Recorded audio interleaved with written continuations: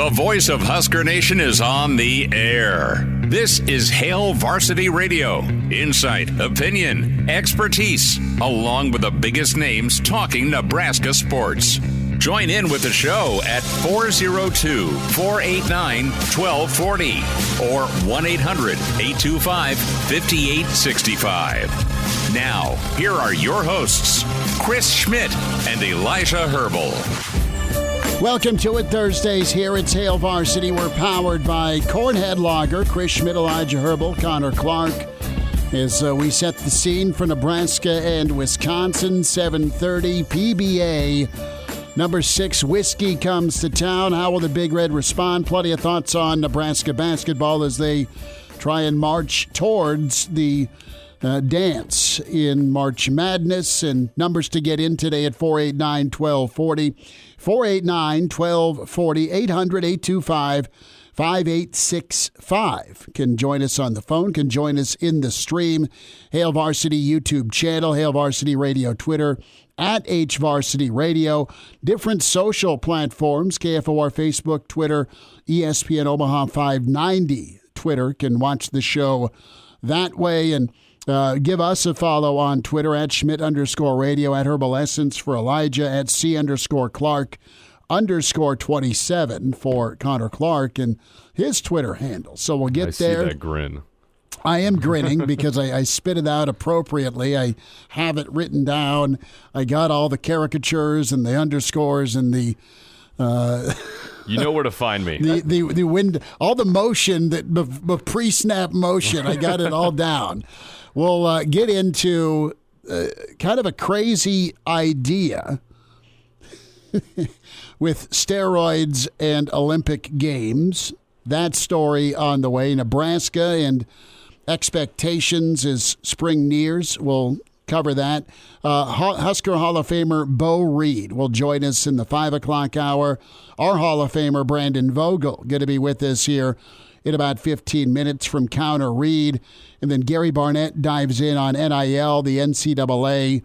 And when we talk about challenging a team, that's been the theme this week with Nebraska basketball and Fred Hoiberg.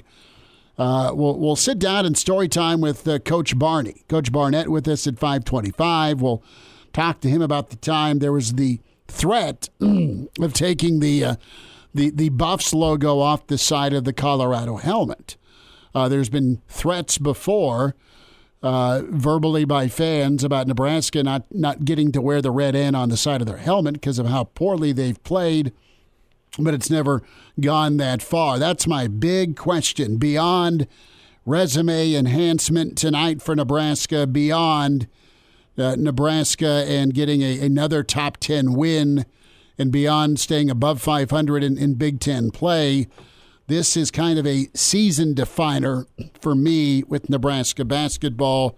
We'll get there in a moment. First, it is the starting five. We always shout out the first five, and part of the rotation in the StreamYard, watching us on Hail Varsity YouTube. Jeff got in first.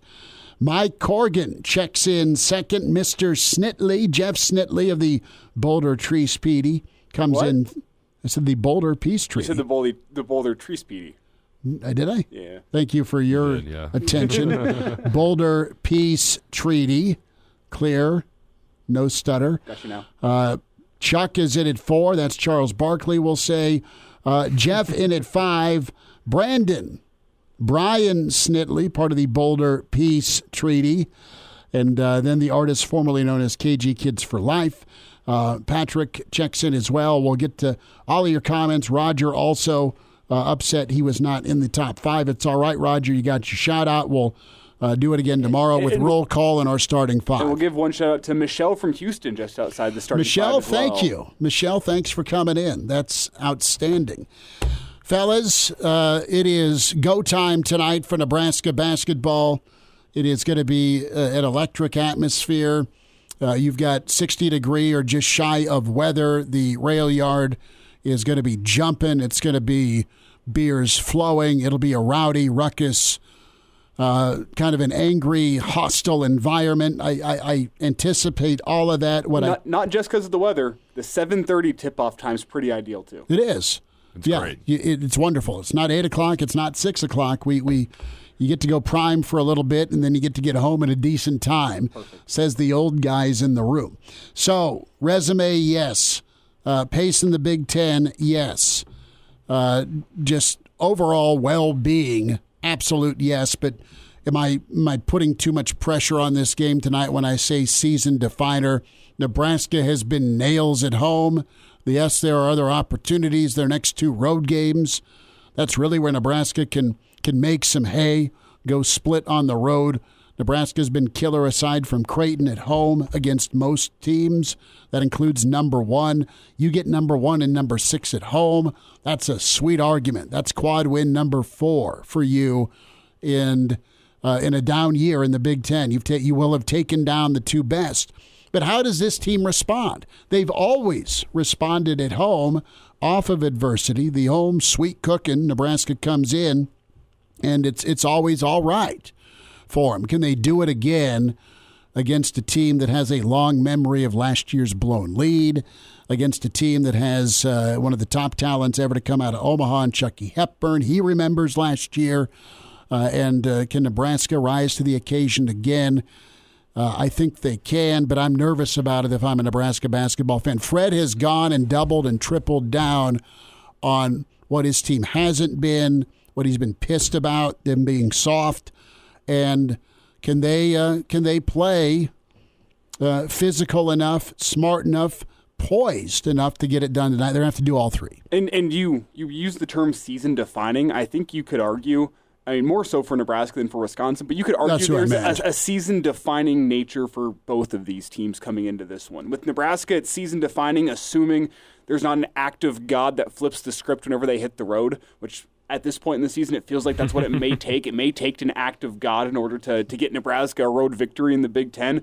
I say slightly tongue-in-cheek, but maybe not really. No. As for Wisconsin, you look at it, and some people look at Wisconsin against Purdue on Saturday and say, well, that's the perfect time for a trap game. And I think that could be the case, but you also have the case, as Connor and I were discussing before the show, that Wisconsin, with a win tonight, has an opportunity to take a firm lead in the regular season Big Ten if they can take down Purdue on Saturday. If you get tonight and you get Saturday, you control your own destiny, and you're in a really, really good spot to take home the regular season crown for the Big Ten Conference.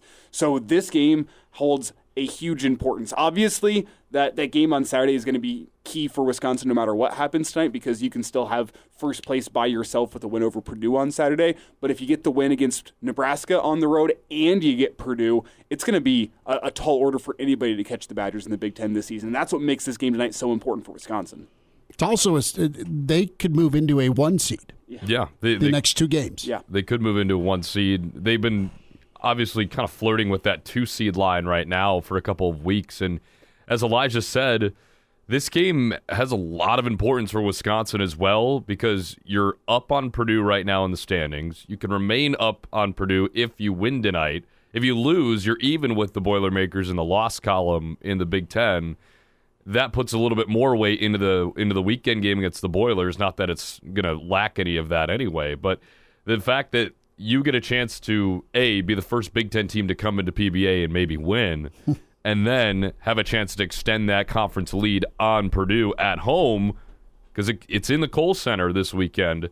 That's big, because keep in mind, I believe it's the last day of the regular season, Wisconsin goes to Mackey, and that game could be for the regular season title in the Big Ten. That game's going to be massive too. So big stretch here for Wisconsin. Schmidt, you say season-defining for Nebraska. I think that's absolutely accurate. You could maybe make the argument that this is tenure-defining for Fred Hoiberg, because think about what happens with a loss here.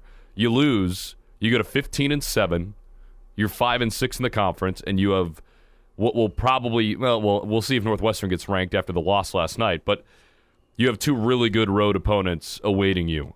That's not going to be easy. You win tonight, you're back up to 10 games above 500, 16-6. You're 6-5 in the league, and maybe you get some mojo going on the road. We heard Fred talk about it earlier in the week in his press conference. He didn't care what the workout plan was going to be this week. It was going to be tough. It was going to be physical. They needed to address the problems that have, hurt them so badly away from home. So If they can get a win here tonight, I agree. I think it could flip the switch. I think it could mean so many different things for this Nebraska team with 9 games left after tonight. I want to know the why. Why, and it's been the universal question all season, why are they so different home and away? And it's, to me, it is just the energy that you are injected with at PBA. It's comfort, it's fan base, it's familiarity. I mean, you have been able to control and roll and then grow leads and then put the hammer down. So it's all about comfort.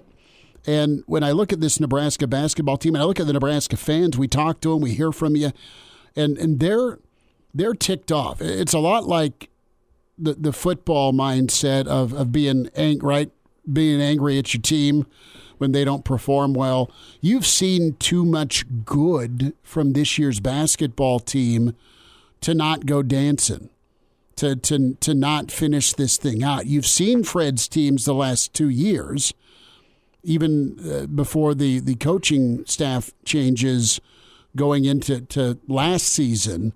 They finished out well with some impressive road wins. They were competitive. Listen, and I'm not going moral victory tonight. They got to win. That said, if they play their ass off and fall short, Wisconsin is that good. That's what I think Nebraska fans are ticked about, is not just that Nebraska's lost or that they've even gotten popped on the road a couple of times. It's how they go down, and they get out muscled, they get out hustled, and then the perimeter defense, I mean, teams are just going Larry Bird 3-point show on them. And that is maddening for Nebraska fans because they look so good and, dare I even say, dominant in that Purdue game. And Nebraska's shown at home. It wasn't just, hey, man, we got hot and we're great one game. No, they played that well against comparable or better competition, and they've defended PBA well, except for the Creighton game. So I think that's why the fan base is on edge right now, because what happens after with Nebraska basketball? Do they go into a tailspin into February after a really good start to the season? You've been good at home. You should have 2 more road wins. You should be 2 to 3 games over 500 in Big Ten play right now. They should be sitting at 17 wins right now if you don't blow a couple of double-digit leads to Minnesota and Rutgers. So, it's look in the mirror time. Fred said that. He's looked in the mirror. How am I preparing these guys? And I'm getting more physical with them. Do they have it in them? Right? Do they have it in them? Do they have somebody on the court to calm things when it goes sideways? And it goes beyond today. They've had so many people step up at PBA. They have balanced scoring. They have the talent, simply put. They do. And can they take it tonight with a win and then go split? It's tonight's huge, but it's beyond tonight as well, because your next tonight and the next 2 are going to really put you in position either outside or inside that bubble on that tournament line. Are you an 11 seed, 10 seed, 9 seed, 8 seed? Do you get rolling the rest of February? Do you fall apart? Tonight is that first domino. And to me, it's about as close to a must-win as you can get. I'm not going to put it a must-win, but I think you need to at least split the next 2. If you can't get tonight, it ratchets up the importance of that game at Illinois on Sunday. You need to get one of the next 2, because if you don't, your margin for error becomes razor thin the rest of the way. Like, just to get to 20 wins is going to be a struggle with only 4 home games remaining following this game. You sitting at 15, it gets tough to get to 20. The margins become razor thin. You got to bring it tonight. It's not must win, but you have the talent. You would assume with that PBA crowd tonight that you're going to have the intensity, you're going to have the desire. Can you bring the composure? Can you bring the execution? If you can do those things, I think this Husker basketball team is good enough to get a win tonight. And I think realistically, they should know the pressure that is on them looking at the remainder of the schedule, understanding if you don't get this one, it's an uphill battle. I think using that exact same reasoning is why I'm going to say it is a must-win tonight, because you've shown that you can't win on the road. Everybody doesn't have confidence in you winning on the road. We've even talked about it on the show about it's going to take a godsend for them to win a game on the road in the Big Ten, right? So that's why I think tonight is pretty much a must-win game. when the margins get to be razor thin and you can't make mistakes, I mean, we've seen this team make mistakes before. Every team does it. But we've seen them make it in very amplified ways at very inopportune times. So I think tonight's game is a must-win because you get to 16 after tonight if you can. You're 4 shy of 20. That's kind of the magic number I'm looking at. Another thing this team has going for it here tonight, yes, they're at home, and I think that mentality of away, like teams don't walk into PBA and win anymore. Like that's not how it's worked this year. They're 13-1 at home. I think this team knows that. They play with an uber level of confidence at home, and I think they know the exact opposite on the road. That whole kind of mentality of like, well, here we go again on the road. We haven't played well on the road. This is how it's going to go. But then it's the positive version of that in PBA. So I'm really interested to see what the energy level, especially after 3 really physical days, according to Fred Hoiberg, how this team's going to look tonight. And to use the quote from Boromir in Lord of the Rings, one does not simply walk into PBA. No, they don't, except if you're Creighton, apparently. Do they play tight tonight? Do they play confident and loose? Do they play tight? I hate this matchup. Wisconsin's got 3-point shooters. They got big dudes down low. They like to put their construction hard hat on and just beat the hell out of you in the paint. And they're one of those teams that are just not good matchups for Nebraska, but Nebraska can throw some punches. We'll see. We'll get to some football thoughts. Brandon Vogel with Counter Read on the way. It's Hail Varsity. And now, back to Hail Varsity Radio. Back with you, it's Hail Varsity. We're powered by Cornhead Lager, Chris Schmidt, Elijah Herbel, and Connor Clark is in. We welcome in our dear friend Brandon Vogel from Counter Read. CounterRead.com is where you can find Vogue's. Quick reminder about buckling up, hands on the wheel. Eyes and focus straight ahead. The driver has one job. That's to drive. The message from the NDOT Highway Safety Office. Vogue's, it is winning time. I love that series. I wish it would have continued on with John C. Reilly and the great Showtime Lakers. Not quite Showtime when we look at Nebraska-Wisconsin historically in the Big Ten, football or basketball. We'll get into some football thoughts from you in a moment, but big one for Nebraska and brings back memories for me of those showdowns on a big Monday when KU or Mizzou or OU'd come to town. Nebraska has had success time and time again at PBA. They've had it this year tenfold, but it's time to make it happen tonight. How do you view tonight's matchup and the weight of this one? Weight's an interesting way to put it because what I was about to say is like I think Nebraska has a little bit of a free roll here in that, you know, if you were to get blown out, that would be a problem because we haven't seen that. There wouldn't be any beer left in downtown Lincoln. But and also for like public perception of a team that is like it's kind of it's a borderline call right now. That said, if you play well and you happen to lose to the 6th team in the country, I don't think it like ends anything for you. If you win, however, that like it. I don't know if it would put Nebraska in the tournament necessarily. There's too many games left, but you'd have a really good resume at that point, beyond just a pretty good resume, which is what I would say the Huskers have now. And I mean, and this is the number 6 team in the country coming in, and they're a 1.5 point road favorite, which tells you like how much, I don't know if it's respect is the right word, how much credit Nebraska is getting for what it's done at home this season. It's Brandon Vogel with us here from Counter Read on Hail Varsity Radio. And Brandon, we were kind of debating back and forth in the first segment. Is this must win? Is it not? And I can see it both ways because I think you can still make the tournament without winning this game, but your margins become razor thin. And if this game isn't a must win, you lose it and every other game becomes a must win. I guess you can make the argument that this then in fact is a must win game. What's your take on that? Yeah, I mean, I think I can certainly see that. And I mean, I guess, well, I just mentioned the Wisconsin favored by 1.5. Illinois will be favored by more than that in the next game, just because it's on the road. I mean, Illinois is legitimately good too.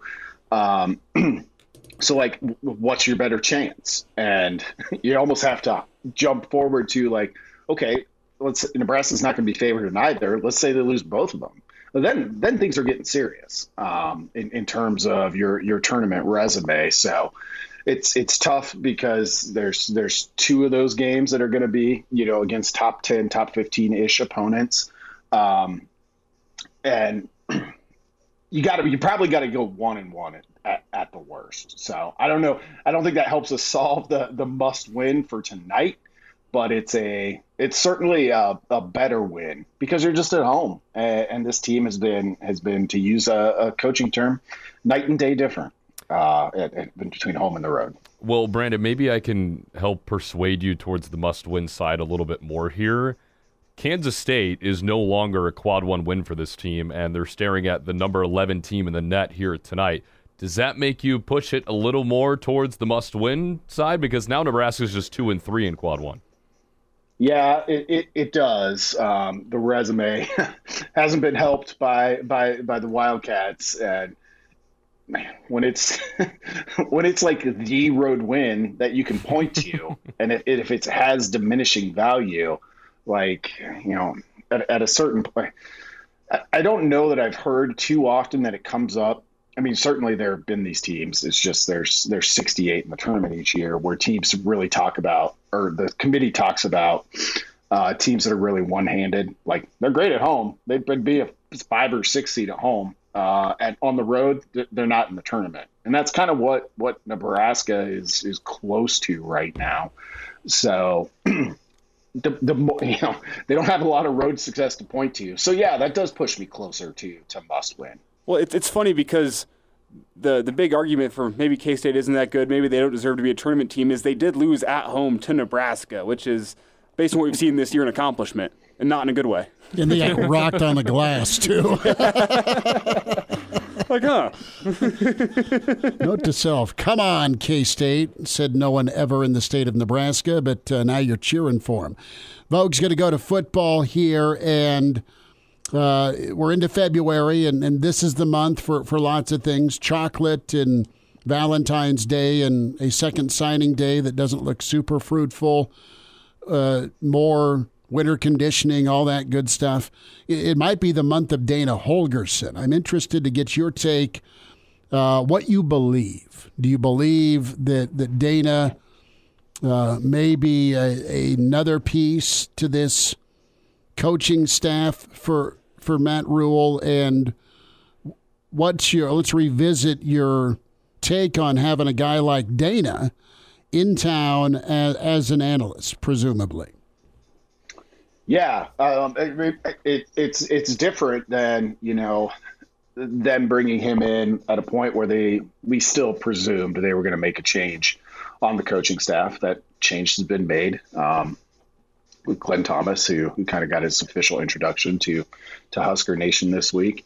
So then it gets intriguing on a lot of levels, because at the point where we're talking about Dana Holgorsen maybe coming in as an on-field coach, it's like, well, that doesn't seem to fit with how Nebraska was building this thing. Doesn't mean that's a non-starter. It's just curious. But I think in an analyst role, then having, some access to ideas that may be outside of what their big blueprint is only adds value. And a guy that's as experienced as he is, it's not like, did anybody think Lane Kiffin was going to be a great fit at Alabama at that point? Didn't seem like it. And I mean, I know Lane comes with a lot of stuff that's outside of just the football, although Dana kind of does too, if you want to stop and think about it a little bit. It's intriguing, and the fact that the rumor mill around him hasn't gone away, even though Nebraska has technically made its big coaching change, I think tells you that there's some legs to this. Is Dana one of those coaches you'd go have a beer with? I'm not. And I'm not piling on Dana. I'm not being an a-hole here. I'm just saying, personality-wise, storyteller, guy that'd be fun. I mean, he's like the Pirate. Oh, no, he absolutely is. I was going to say something that I probably shouldn't have, so I'm going to refrain. And, we were all thinking it. Yes, I think undeniably he would be a great hang. Well, you had to polish that up for me. What else is there to do in Morgantown? Nothing. Well, he had a home made out of, God, what was it? Tree. It was like a log cabin type thing. I thought I read back in 2012. I mean, he gives strong Matthew McConaughey vibes, right? All right. Comes, man. Yeah, I mean, he said at some point this season, I think he was asked about the potential of getting fired at Houston, and he was basically like, "Are you kidding me?" He's like, "Look at my buyout. I'm not getting fired here." Here we are talking about him as a probable analyst candidate in Nebraska. Shades of Beau Reid, they can fire me if they want to. Other interesting thing about that is like we've seen it work. At Alabama, like the coaching is getting interesting when you have these former head coaches who I think are, and we've seen this for a while, are willing to go the analyst route to give themselves basically a little bit of time to like figure some things out, but also stay in the game. Jeff Hafley just left a head coaching job for a DC gig in the NFL at the group of 5 level. We're seeing a ton of coaches leave for coordinator positions in the power conferences. It's a strange time out there in the coaching landscape. Brandon Vogel with us here on Hail Varsity Radio. And Brandon, whenever you look at the recruiting that's gone on this month, we've talked about it a little bit. Keona Wilhite, who knows what the status is with him. You also had Matt Rhule going out to Illinois and visiting with Jaylen Williams. This time right now, while it doesn't feel urgent, this is the time that you need to get your class of 2025, at least the wheels moving, correct, with how quickly things are going to come up on you with spring football, and then you have a whirlwind month of June of recruiting, and then you look at it, the season starting, and you pretty much need to have your class of 2025 wrapped up by the time that starts based on what recruiting has looked like recently. How important is this time in terms of the recruiting grind for Matt Rhule and the coaching staff? I mean, I think if you can use it, and if you're at this spot just 2 classes in, given the current recruiting calendar, which the staff is, where you can really use this January period to get ahead. I mean, it's kind of the luxury of not having to deal with other things. Like, it frankly would suck to have to build a class during this period, which, we see with some coaching changes you sometimes have to do. Nebraska's not in that spot, so it's mostly forward looking. I think that's a place of comfort for this coaching staff. At least it would be for me if I were part of it, because you're setting the stage, and like your entire, getting people on campus in the spring, getting them there for the spring game is determined on, well, the connections you've built with, 25 and beyond guys. But you can really solidify some of those there, particularly if your class is done. And you've got that extra time that you can just spend like, okay, everything else is looking forward. We don't have immediate needs. Brandon Vogel with us from Counter Read. Vogues, we've got about 90 seconds, a little less than. What is coming up? What's been going on with counterread.com, and how can folks get signed up? Yeah, you can check us out at counterread.com. It's a twice-weekly newsletter from myself and Aaron Sorensen.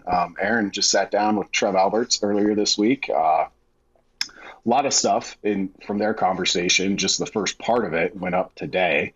So subscribers can check that out. And if you're not a subscriber, you can get a 7-day free trial to open up that story. Tomorrow, it's been a kind of a thought-provoking week with some of the stuff happening in Nebraska athletics. So I'm putting together a little bit of recap for that, and obviously be watching basketball tonight with great focus. Taking the points, giving the points. I would probably give the points. Wisconsin's just more consistent. But the fact that the number is what it is tells me Nebraska's right here. I mean, -1.5, pretty much almost a coin flip in terms of that, even when you factor in a little bit of home court advantage.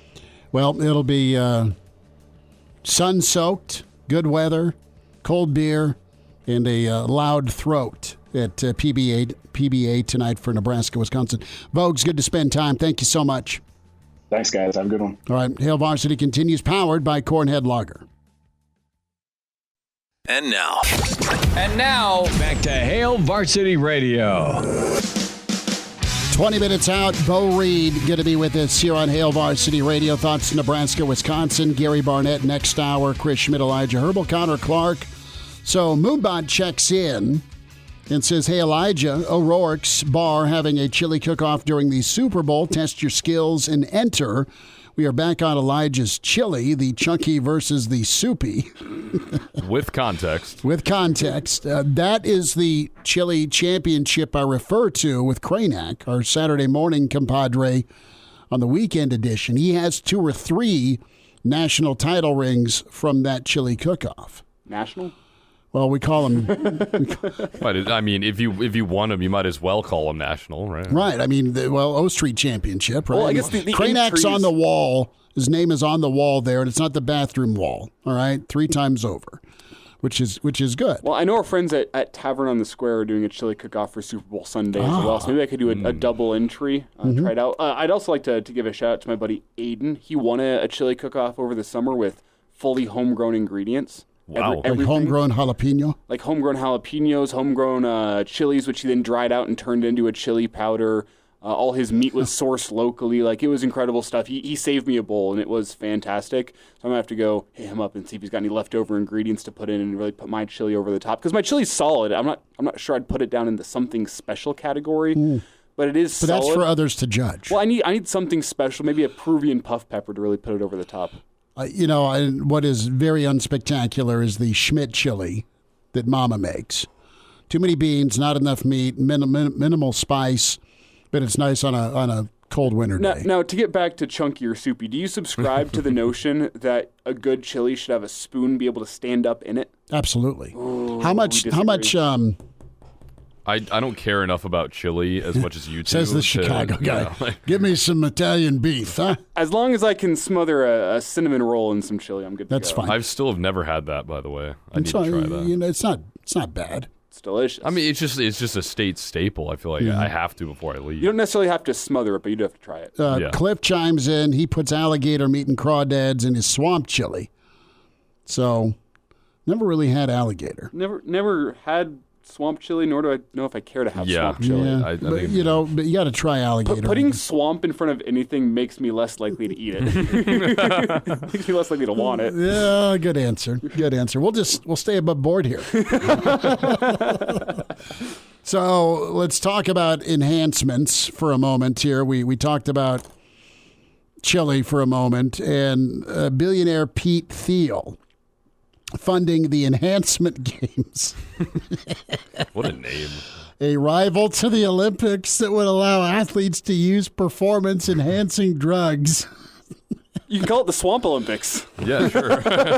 So what are the games here where you could not only participate here on all the gas, but pull a Chewbacca and rip somebody's arm out of their socket and beat them with it if you lose? Well, the headlining events as of right now, and there's still a lot that needs to happen between now and next summer to make this happen, but the events include track and field. That was a hell of a javelin throw. It's really out of the stadium. Imagine Usain Bolt. Yeah. On right. juice? Yeah. That man would go insane. And then you got swimming. Okay. Of course. You got gymnastics. Simone Biles on PEDs, anyone? I'm just thinking of the vaunted East German swim team that was on it. Their ladies were growing beards and they were winning. Quote, unquote. Right. Well, and then they had the old vacated gold medals. Is this purely summer games? It sounds like it as of right now. I'm not. How much would performance-enhancing drugs help you in skiing? Well, I want to see hockey. You're right. Like, I mean, someone would take their skate off and stab somebody in the neck. Yeah. What about biathlon, where you get to give every competitor a gun? Would you want that with PEDs? Little roid rage and a gun? This is hilarious, but think about the deadlift here. Yeah, that's what I'm saying. We also have weightlifting, which would get intense with PEDs, I'm sure. That'd be good. And then combat sports.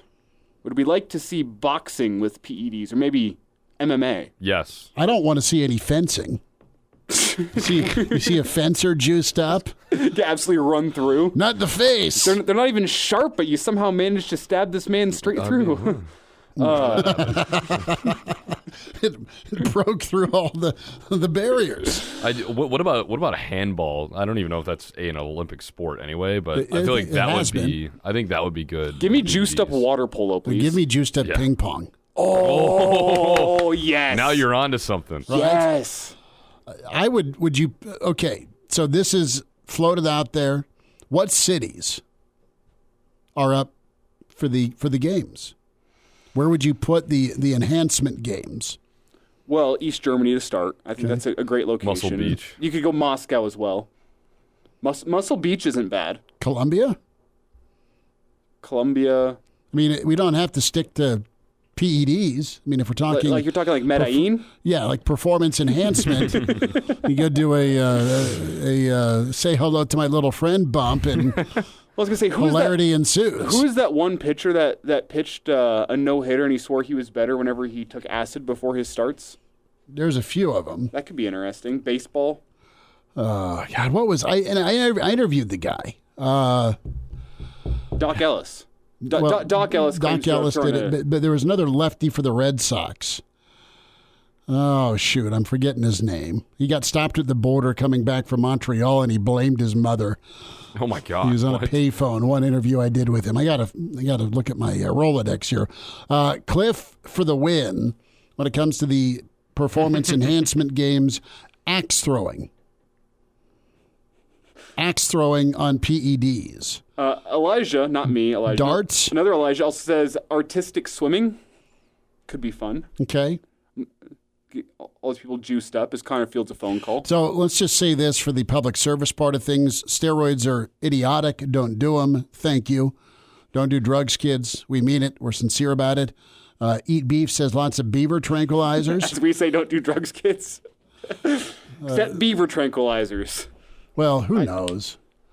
I mean, and if you go through some of the Netflix documentaries that are there, I mean, you have Sly Stallone, you have Schwarzenegger, each doing their documentary, and not condoning, but that was part of the culture of doing weightlifting and Mr. Universe and the bodybuilding.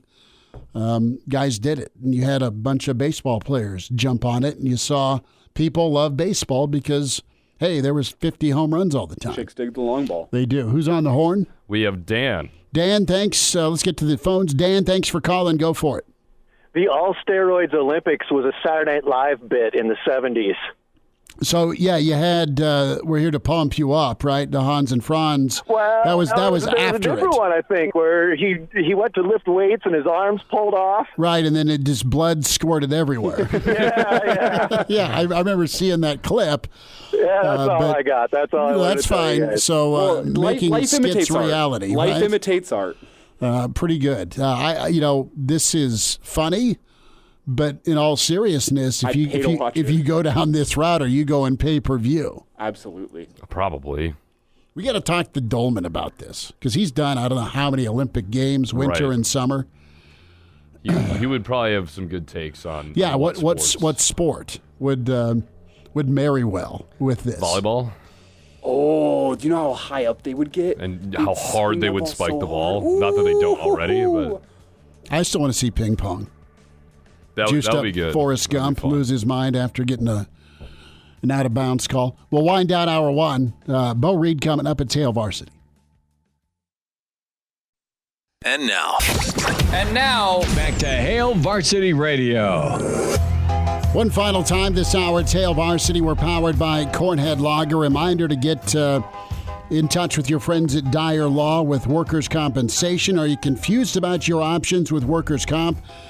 Give your friends at Dyer Law a call. They'll help ensure your rights are protected. You get the settlement you deserve. Call Dyer Law today at 402-393-7529 or visit Dyer.law to chat with a trusted professional about your workers' compensation claim. Dyer.law, 402-393-7529. Programming note, we are on the road tomorrow.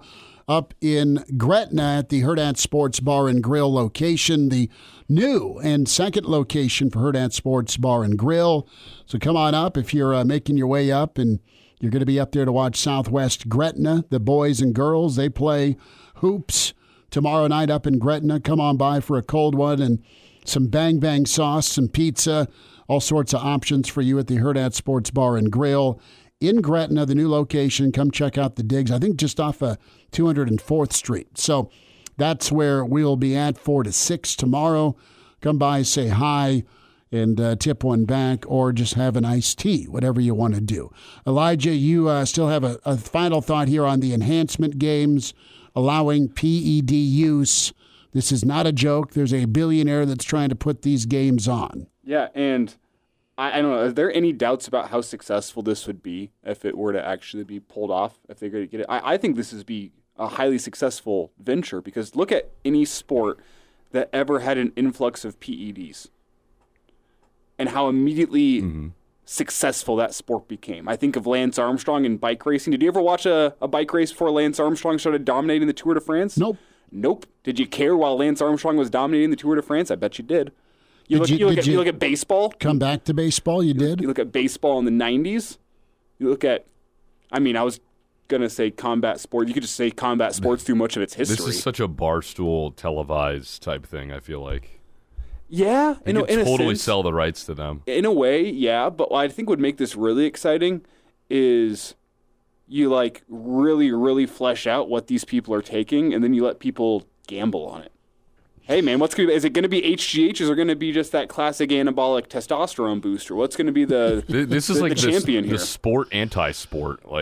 This is funny. I kind of hope this happens. It's truly. Well, Jim, can they handle their emotions if it doesn't go their way? There's strike 3 on the outside corner. Watch out now. He's got a bat in his hands. Everybody run. That's pretty good. Cliff needs some Cornhead Lager. We will see what we can do, Cliff. Dion's asking about alligator, I think. Does it taste like chicken? I've not had alligator. I hear it's spicier. This goes back to comment about, we were talking chili and chili cook-off and chili championship, Super Bowl Sunday, and I have not had alligator. I've not had any crawfish either. Never done the crawfish thing. I did walk past some LSU fans last year at the College World Series grilling up an alligator, and I did not ask. I don't think I was going to be able to communicate with them in any way, shape, or form with the beers they had consumed in their Cajun accents. It was a lost cause, but one of the others tough combined. It's impossible. You need a translator. They're speaking another language at that point. Beau Reid, he'll check in with us as we'll talk to the Husker Hall of Famer, get his take on Nebraska-Wisconsin tonight, his thoughts on the season thus far with the Big Red. Monster ball game tonight, PBA 7:30. We gear you up for Nebraska trying to take down number 6. Hour 2, Gary Barnett coming up at Hail Varsity, powered by Cornhead Lager. The voice of Husker Nation is on the air. This is Hail Varsity Radio. Insight, opinion, expertise, along with the biggest names talking Nebraska sports.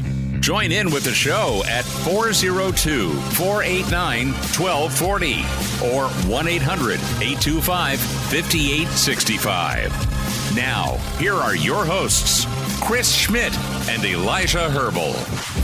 Back with you, it's Hour 2 at Hail Varsity Radio. We're powered by Cornhead Lager. Chris Schmidt, Elijah Herbel, Connor Clark. We welcome in a team captain, Hall of Fame Husker, and part of that 90-91 3-seed team that celebrated a little earlier this season. We welcome in Beau Reid back to the show at BReid40s, where you find him on Twitter.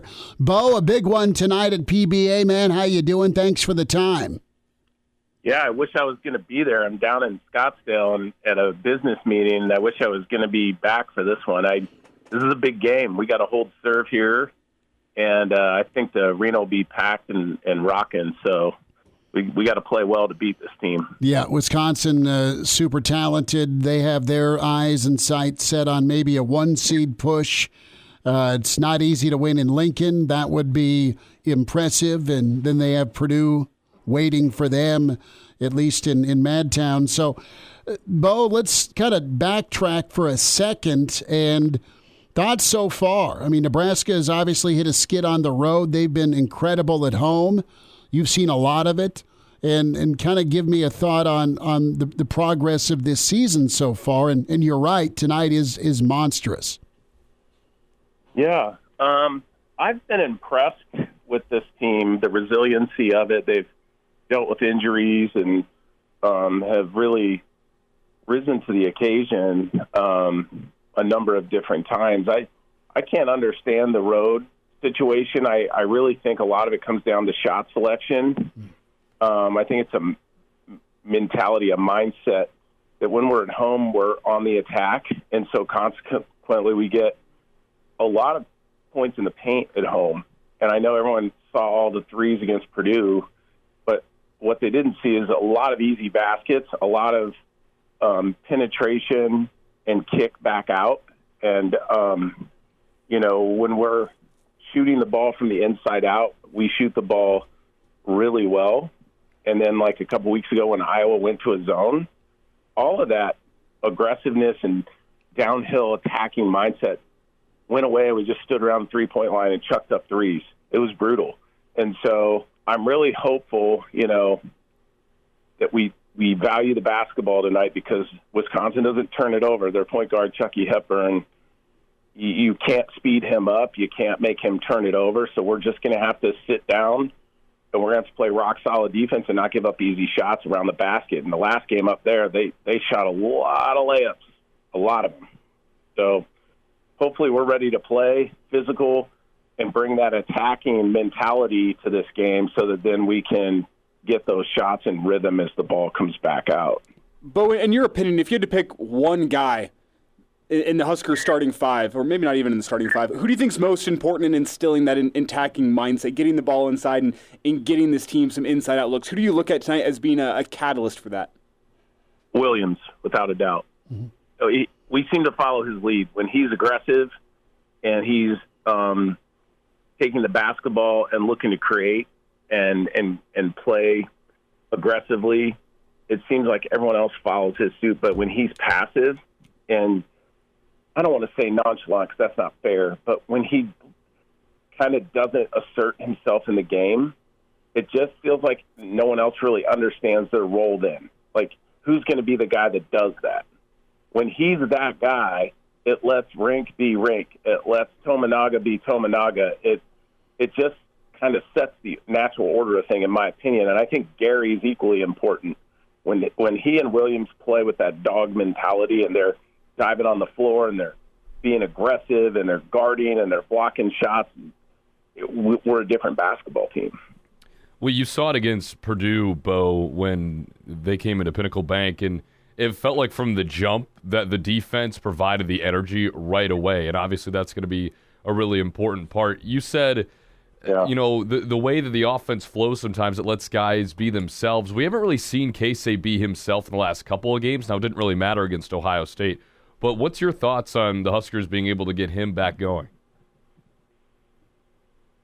I don't know the answer to that. I mean, I think Casey has to take better shots. I think sometimes if he's not getting the ball, he has a tendency to kind of shoot the ball early in the clock and force threes. And I like him when he's getting back cuts, when he's attacking the basket off the dribble, because he's actually a pretty good passer once he gets in there. Because he's such a threat to shoot, he draws people to him. When he just only settles for the three-point shot, and every single defense is geared to stop that and not let him get going, because once he gets going, he can hit 3 or 4 in a row, and then that place goes bananas. And so they always guard him now with a bigger, more physical person. I think he's got to come off those screens looking to go to the basket and be prepared to kick that ball out, and we have to knock down those shots. But, I'd like to see more of that from him. I know he's given a lot greater effort this year on the defensive end, so I don't know if maybe that's why his shot isn't as good, because his legs are maybe a little more tired, because he is working at it on defense this year. I'll give him that. You can tell Fred's been on him. Beau Reid's with us, Husker Hall of Famer. Monster game tonight. kind of a season definer for this Big Red team. They've had a great year, but it's been a bit of a situation where they've hit the skids, and schedule doesn't get any easier. Need this one tonight. It'd be incredible from a resume standpoint. But what did you think of Fred's comments this week, Fred's demeanor this week, and multiple times, presser yesterday, radio show Monday, used the term soft, put his team through a little bit at Camp Izzo with some physicality, and he's not wrong to do it. But what do you make of him verbalizing and then kind of letting that word get out from him, the challenge he's put in front of his team about their physicality? You got to have it tonight. Oh, I'm smiling because I love it, because he's not wrong. When we play soft, we get beat. When we play physical and we attack and we don't shy away from the physical contact but actually create it, we play really well. And we have some really good pieces to that puzzle, and Wisconsin, out-physicaled us without even really, it wasn't even an obvious effort. Like, they just played more physical than us, and they scored around the basket. They had, I think, 15 offensive rebounds in that game. And, I think he's challenging our kids to say, we will not win if you don't bring this mentality. And so he's putting it right out there in print so they can read it. Like, you come soft, we're going to get beat, and I love that. I think it's great. But whenever you look at this Wisconsin squad, how do they bring physicality, specifically whenever you look at it? Because I think physicality is a word that can be a bit of a buzzword in basketball. Everyone knows what you're talking about, but it can show itself in different ways. How exactly does this Wisconsin team use their physicality to beat you? I think to the average person that's just casually watching a basketball game, I think they think physicality is when you're banging into someone and you're, like, pushing them and you're using your arms. And truly physical teams don't do any of that. They play with their body in a reckless way. They're banging into you. They're bumping you on cuts. They're boxing out every single time to the point where you're sick of them hitting you.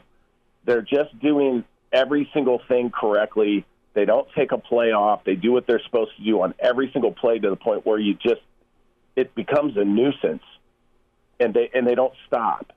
And so truly physical teams that play like that, people get to a point where you're either going to match that physicality without having to shove and push and yell at the ref, or you basically get to a place you don't want them touching you anymore. And Wisconsin just plays a style of basketball. They don't look like tough guys, but they play, they're relentless at going to the offensive rebound glass. They play defense in a physical way where you're not allowed to cut. Like, Casey's not going to be able to cut through the lane tonight and not get bumped by somebody. They're going to constantly be bumping him, banging him, grabbing him, pushing him. It's just going to be, he's going to have to keep his composure because he has a tendency to get frustrated by that when people guard him that way. And he just needs to keep his composure and take good shots. And our big kids rank, I don't know why he's so different on the road than he is at home, but at home he's uses both hands. He uses his body to get to the rim, and, he gets to the rim and he shoots free throws. And I think Fred's so spot on, but to the casual fan, you might not even notice how Wisconsin plays physically because they're not demonstrative about it. They just use their bodies in a way that they don't have to try to play physical. They just are. And I don't know if that makes any sense, but the most tough teams we ever played against didn't do all this stuff to act tough or, they didn't say they were tough. They just, you knew when you played them, you were going to constantly get physical contact. They were going to bang you going through the lane. They were going to hand check you until the ref made them stop. They were going to, chest you up. They were going to box you out hard. They were going to meet you and initiate contact on a shot. All that stuff's just little, but it doesn't look like, they're going to cause a fight. It's just, they're just using their bodies recklessly, and we have to play that way tonight. So basically what you're saying is the Huskers don't need to go bad boys Pistons tonight? No. We have to play our game, but we have to be I think it's a mindset of we have to be on the attack mode. We have to be trying to get to the rim, trying to get to the free throw line, forcing Wisconsin to play defense for 25, 30 seconds. Like these quick shots early in the shot clock will get us beat against them. Mm-hmm. You have to make them guard and just wear them down. They only play 7 guys, near as I can tell. I mean, there's a couple guys that have played a few minutes here and there, but their main people are 7 dudes. Make them play defense.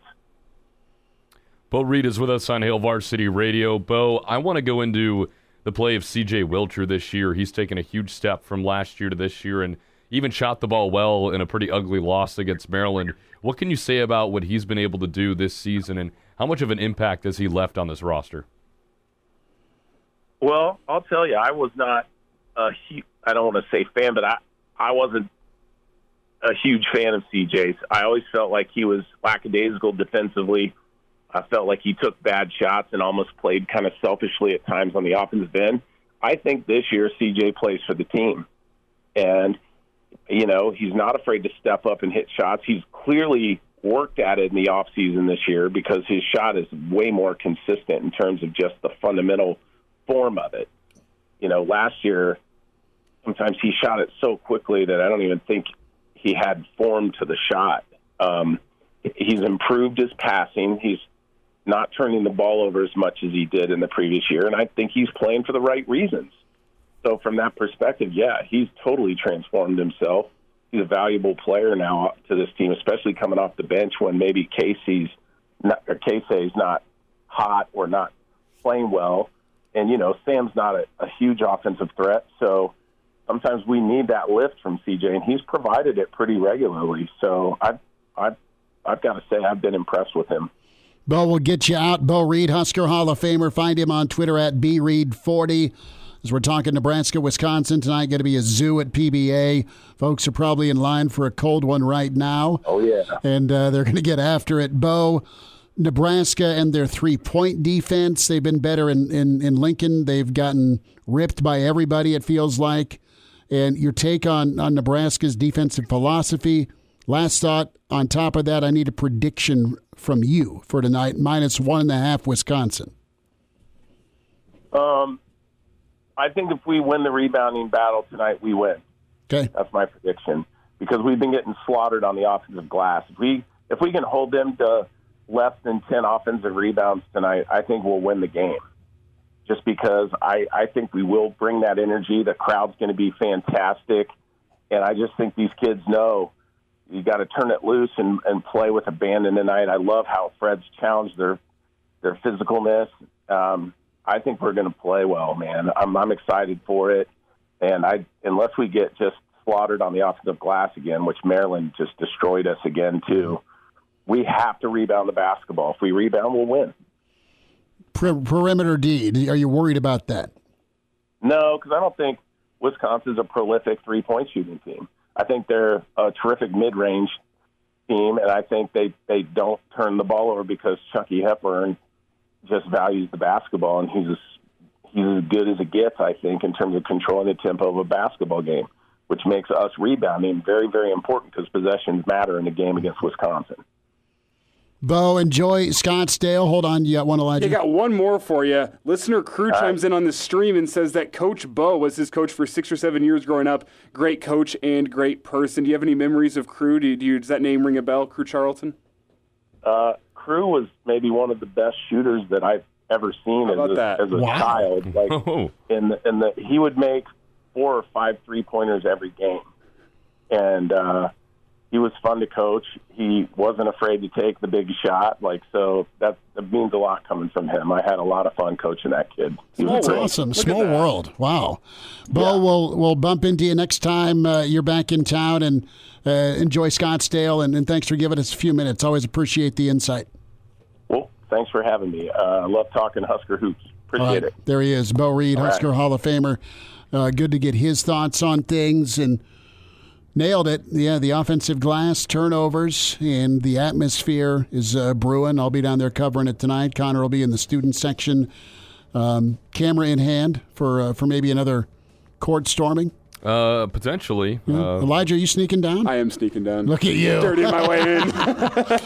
Elijah's going to be in one of the boxes. Gary Barnett. Barty will check in. We'll talk some college football. Hail Varsity continues. And now, back to Hail Varsity Radio. Back in, it's Hail Varsity, powered by Cornhead Lager. Big game, Nebraska-Wisconsin tonight. The number 6 Badgers get in, and we welcome in Hall of Fame coach. We say hi to Gary Barnett, Colorado Northwestern, and Hall of Famer in Missouri. Coach, how's the week been? How are things down there in sunny Arizona? Well, you're right. It's been really nice. We had 80 2 days in a row, and so down the valley, and so it's been really good. It's been a good winter so far. It's a good January down here, so a few chilly days, and it looks like it's going to turn. We have the big tournament coming up next week, or in 2 weeks. The week of the Super Bowl next week, and it looks like it's going to be pretty cold for these guys. So, but its forecast has gotten better. It looked like it was going to be a monsoon going through here, but I think it's going to survive, because that tournament is one of the highlights for Phoenix every year, and highlights I think in golf. So you don't like to see it marred with bad weather. It's only been really bad, I think, 1 or 2 years since I've been down here, but it's such a great time, and it's great TV, and it's always a great time here in Phoenix. Well, waste management. I've got a few friends that have made their way down. It's something that I'm thinking about doing at some point, just haven't gotten around to it. A lot going on, Coach, in college football. And I want to start off with Sherrone Moore getting the nod at Michigan with Jimbo taking off to the NFL. And, what's your take? What's your response? And does Michigan stay strong, or do they dip a little bit without a Harbaugh?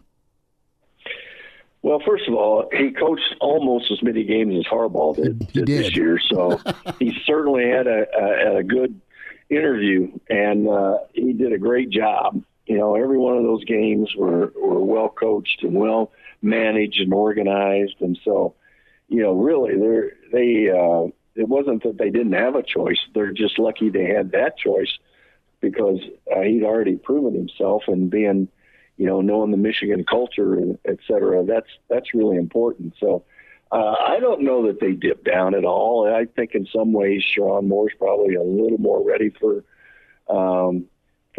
everything in college football now than guys who are a little older like Harbaugh. So obviously a lot of the things that are going on now probably drove him to the next level, although he'd already been successful there, and it was easier to go back. But I think it would drive all of us to the next level. I think it drove Nick Saban out of the business. And I don't know if it's prematurely, but it's certainly, he probably had another couple of years if he wanted him. But, just the state of college football, the game is great. The business of college football is ugly right now. And, you got to have guys who've sort of grown up in it. And I think that's a little bit of the case for Sherrone. I think he has a much easier chance to maneuver it and adapt to the environment. Do you need almost an NFL background, or for sure the adaptability, Coach, with just how things are going with the portal, the ability to transfer, roster turnover, and always a fluctuating roster? I mean, you're going from signing day to, all right, post-spring departures and retention. And I think Nebraska fans are excited about, and just being around Coach Rule and covering him for a little bit, he is super locked in with the personality. He knows his guys, and that's their connection. So guys so far want to just stay and play, and that's not the case everywhere else. I mean, do you need the NFL background, that GM mentality, because it's looking more like that in college football today? Yes, with the exception that in the NFL, if the coach doesn't want you around, they just cut you, pay you some money and cut you. Now it works the other way. If the player doesn't want to be around the coach, he just leaves. So it's a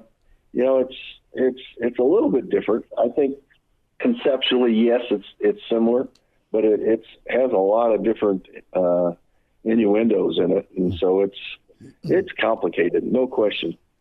Coach, what do you think of the legal response by the Attorney General in Virginia and Tennessee? The Vols are going after the NCAA. The NCAA was going after Tennessee as a repeat offender, level 1, level 2, when it comes to NIL violations. How does this thing play out? Chris, it's really hard to predict this because it's a toothless NCAA, and it really hasn't had the respect of the general public for a long time, just because it enforced the rules it was supposed to enforce, and it made everybody mad. Everybody thought the rules were stupid in the first place, and so now that they don't have any power, they're blaming them for not being able to enforce any rules. So, I think the NCAA is in a no-win situation in this deal. And at this point in time, all these schools and NIL complaints have the legal issue on their side. They have the support of the courts. They have support of judges. And so it's, the NCAA is up against a hard battle to try to enforce any of these rules. And it's, we're in a day and age where, the players can do and have whatever they want. And even looking back and going back 5 and 6 years, they get to have what they couldn't get. So it's NCAA is just right now just being kicked around like crazy, and I don't see any way for them to rise up and have any teeth in this whole thing. Gary Barnett's with us, Hail Varsity Radio. Coach, a topic this week around here has been toughness. And that toughness is in regards to Nebraska basketball. They're great at home. They're not great on the road. And the reputation is when the pressure mounts, they get softer and they can be physically beat up down low. So it's been a Izzo-esque football padded 3 days of practice for Coach Hoiberg and Nebraska trying to get ready for a really physical Wisconsin team tonight. The instance and making that decision, is it done lightly in your coaching history when, all right, we got our butt kicked, we got it manhandled, it's time to respond with a physical practice? Do you got to pick your moments for that, or is it kind of always a constant? I guess I'm asking, how do you know when, and how do you go about challenging your team if you think they didn't stand up, they didn't bow up like they needed to physically in a ball game? Yeah, well, I think it's more of an art than a science, and you've got to know when. And it's, I think, first of all, college basketball is so much about playing on the road and playing at home. It's just two different worlds, and more so than football, I think. But when basketball teams, we're experiencing the same thing in Colorado. I mean, we beat everybody at home, and we go on the road, and we look like an average team, and I'm sure Nebraska's feeling the same way. You achieve what you emphasize, and so if that's what you're going to emphasize, then you got a chance to achieve it. But you can't achieve it just hanging out and waiting for nothing to happen and hoping that we get tougher. You've got to do things that your team's got to buy in and say, Coach is right, we've got to do this. This will make us better. If they do that, then it does make a difference. If they don't, they go, why in the heck are we doing this stuff? This isn't going to work. Or if pundits are saying this is stupid and they're buying into that, then you got no chance. So it just depends on the buy-in by players.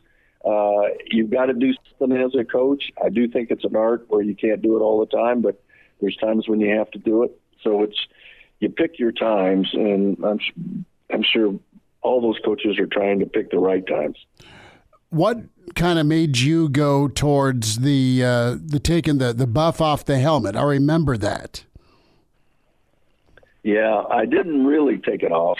Okay. But I was threatening to take it off. Well, it's a great story. It's a great story, but it goes beyond. I mean, I threatened to take it off because we had played so poorly and that we weren't really representing the history of our program and of what we've done. And, you take a chance doing it.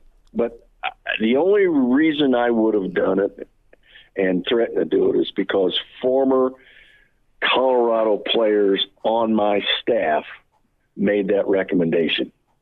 And I would never have done it if former Colorado players didn't say that's a good idea. If they just said, no, Coach, you can't do that, I would have never even touched it. But, you know, when I heard guys who had played there were willing to carry out a threat like that or to issue a threat like that, a challenge like that is a better way to use it, then I was willing to buy into it. And, you know, every once in a while you get lucky because we go down to Texas A&M and start a new quarterback and win the game. So it's, you know, if it had gone the other way, I'd have been stuck up on a wall someplace. So, but it, you know, it's like I said, it's got to be an art and you got to think it through. You just can't all of a sudden get up in the morning and say, I'm going to do this. But, so, and of course, all the TV stations had a picture of the helmet and they were taking the buffalo off. And, you know, we got a lot of harassment on that, but, you know, we did what we thought we had to do. Which isn't always right, by the way. I was going to say, I know how the kids responded on Saturday, but how'd they respond to that proposition when it was proposed in the team meeting? How did they react? Well, I understand that I let the former players make the proposal. Right, wasn't you? Yes. So, yeah, so it had some credibility. It wasn't just somebody coming back in here who never played in the program and said, I'm going to take the buffalo off your helmet. It was former players who were embarrassed by the way we were playing. Mm. And, you know, they're the ones that stood up and made the suggestion. Gary Barnett, the vintage story about the time Barney threatened, or former Buff players on his staff threatened to take the Buff decal off the side of the helmet because they weren't living up to the standard, the history. It's been chatted about a little bit in Lincoln with some past performances. We'll dive in a little bit more with Gary Barnett. We'll wind down with him. Some recruiting news coming up here at 40 on Jaylen Williams. We'll get there with Nebraska football. And then it is stake in a beer bet. Is that Longhorn glass still handy? I think I'm up 2-0 on you two yahoos. The triple shot. A triple shot. Triple or nothing. Things are getting dangerous. It's like we're playing golf or something. I'm going to push. I'm going to get it all back on this hole. Water. All right, more with Coach Barney. Hail Varsity continues, powered by Cornhead Lager. And now, back to Hail Varsity Radio. Gary Barnett's with us, Hail Varsity Radio. How about the gut of going to go for it on fourth? I love watching Dan Campbell, and he is really brought a lot of energy to Motor City. A couple of fourth downs that he's been the go for it guy, Coach. He's big into analytics and says let's stay on the field, and it cost them, and they had a 17-point lead. What a job by Purdy and company to come back. But what was your philosophy on fourth down, when to go, when to punt it? Well, I always wanted fourth down to be an offensive down, but you know, we didn't have the analytics at the time. It was just more feel, and it was more situational. And so everybody who really loves what Dan did and the way he coached, well, they're going to watch two other teams play in the Super Bowl, probably because of it. Now, you can say he wouldn't have gotten to that game if he hadn't have been that aggressive. But still, those two going for it situations may or may not have cost him that game. And so, you know, he's going to go for it. That's who he is. I think players do like that. You know, and what it does to you, if you're on the other side, is normally it's 3 and out is the concept you have with your team. 3 and out. Well, he makes you go 4 and in. And so it's you can't have that little breath that you can catch after you hold them on third down. You got to come up with a defense to handle what he might do. So it just changes the game a little bit, but it's risky, and like everything, there's risk and reward. But I do think he doesn't get there if he doesn't have that mentality. He doesn't even get to that game, but he did. And, at the same time, you're never 100% on those deals. And, he's going to watch the game instead of be in it. Yeah, that's very fair.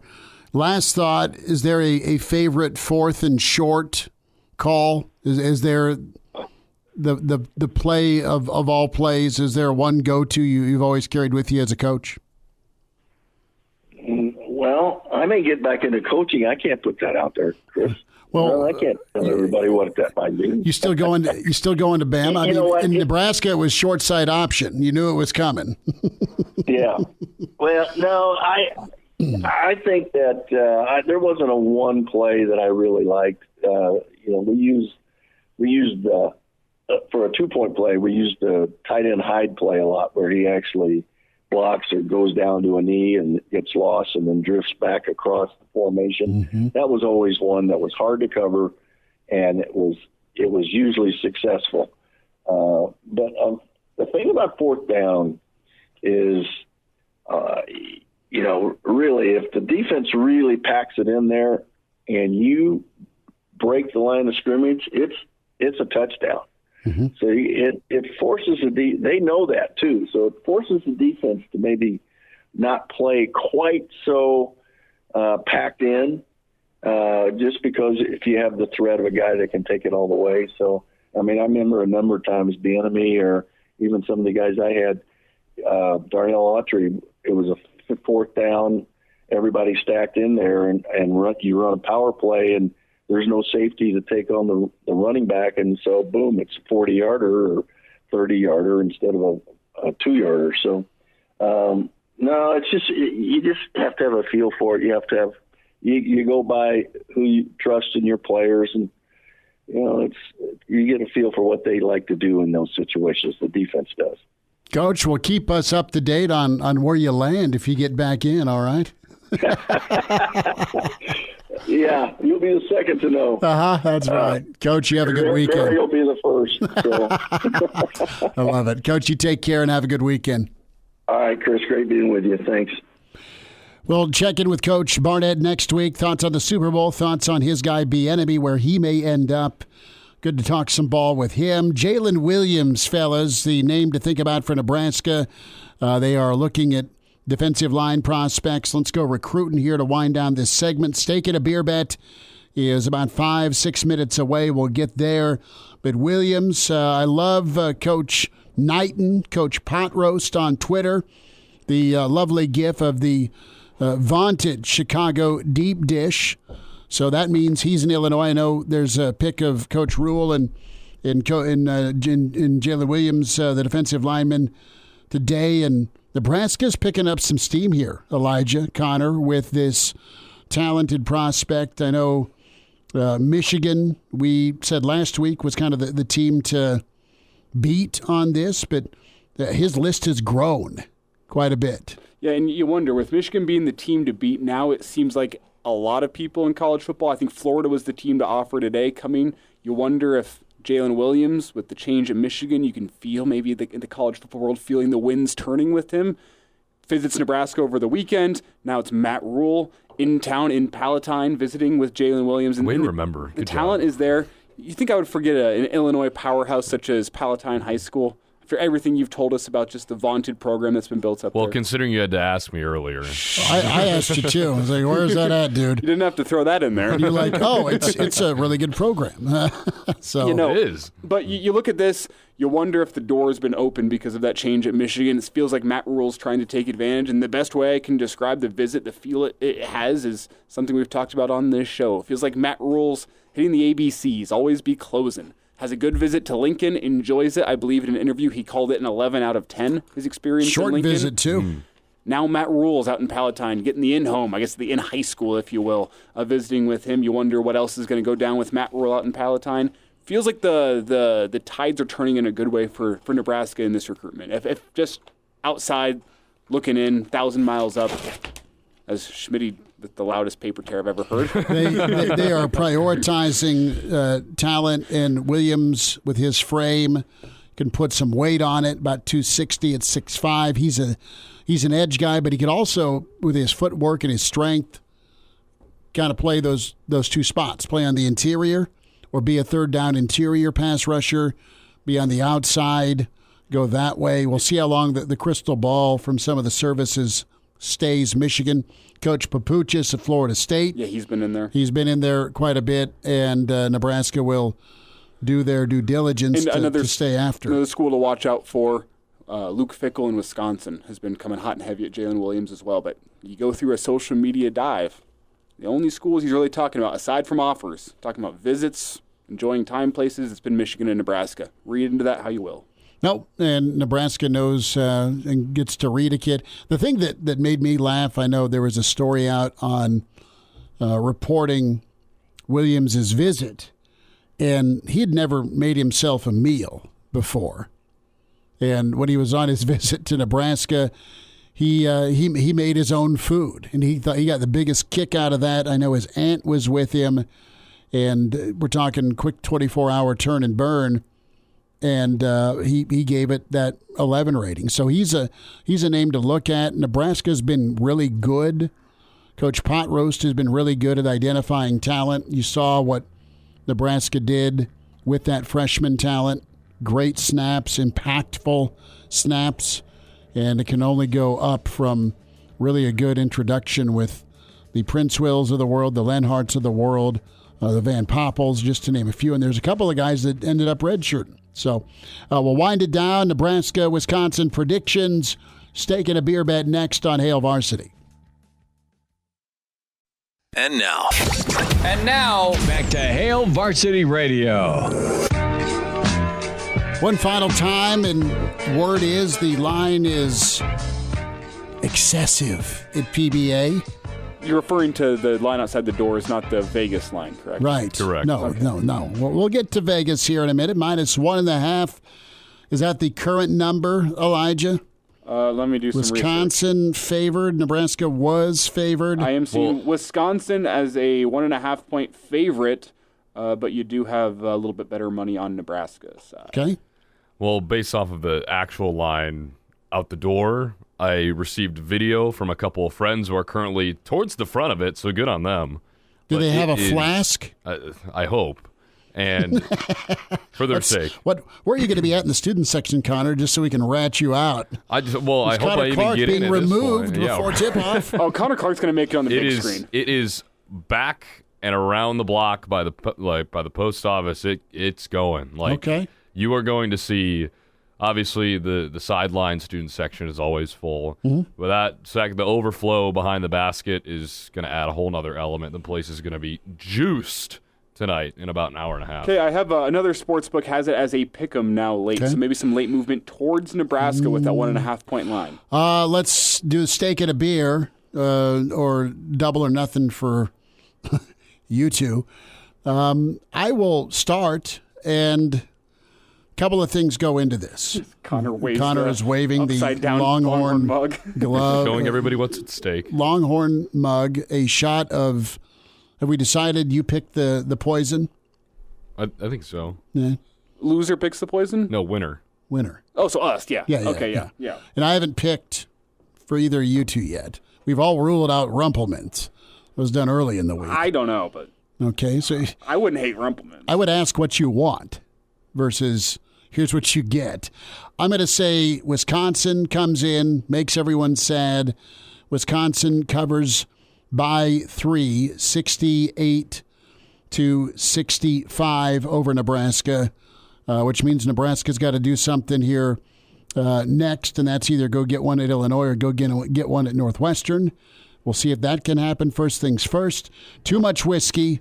Revenge game for the Badgers from last year. Great effort by Nebraska, but just not enough. Yeah, I'm going to disagree with you, not just to make more fun radio, but because Nebraska is the opposite of road warriors. They're home warriors. And because they're home warriors, they're going to play like a national championship team at home, as they always do. They are going to play tight tonight. And they are going to get an 8-point home victory. Nebraska 76, Wisconsin 68. Connor. The closer the game gets, the more nervous I get. And I think it's going to be a really good game. Obviously, it's essentially a pick 'em for a reason.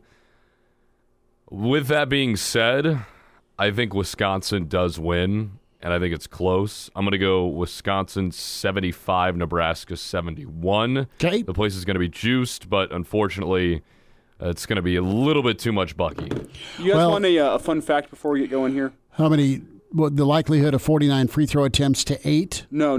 I think the fun stat that might be getting overlooked, Keisei Tominaga today turns 23 years old. He does. Okay. It's his birthday. I think Keisei goes off for 23 points at least and carries Nebraska to a victory. Well, or does he take right. does he take 23 bad shots Yes. tonight? Wait, he might be 22, actually. Let me do my math.